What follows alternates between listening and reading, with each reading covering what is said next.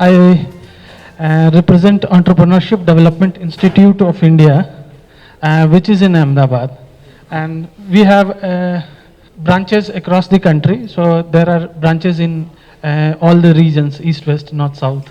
As far as the context of this sensitization workshop is concerned, we partnered with Yes Bank 5 years back.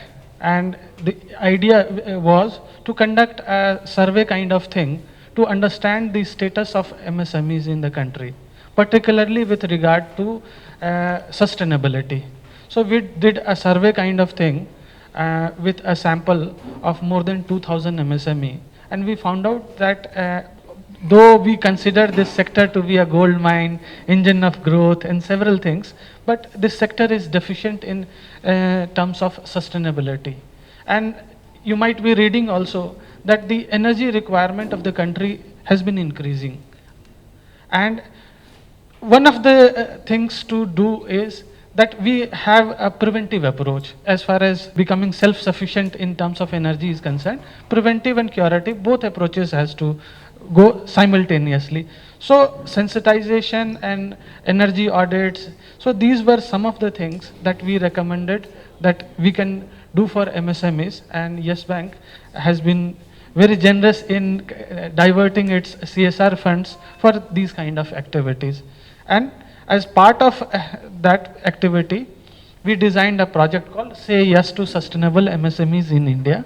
And under this project, we have been conducting the, target energy audits for the MSMEs, which are energy intensive. Then we are sensitizing the MSME owners about particularly sustainability issue, but as we are graduating year by year, we have been taking up other demand-driven subjects as well. So today you are going to listen about finances and other things. So this is something which is demand-driven subject. Then another aspect which is very much associated with sustainability is occupational health and safety. So considering that, we have been conducting health camp for workers also, and safety awareness, developing safety champions, training one worker from each unit. So those kind of activities also we have been doing in this project, right? So this is basically a brief background about this project, and so far we have reached almost 30,000 units in the last 5 years through this project, mainly conducting energy audits in the units. As far as EDI is concerned, EDI is an organization which works for entrepreneurship development. So we generally try to do interventions with entrepreneurs at each stage, those who want to get into business and till those who want to exit or those who are looking for growth. So we cater to all kinds of entrepreneurs. That is another thing. Then EDI is an organization which is also working very closely with the government of India, and we, in recent years, we have been developing different kind of centers for MSME and skill development kind of centers outside the country as well. So 5 such centers would come up very soon in Africa. And one of the center is going to be opened this month only in Rwanda.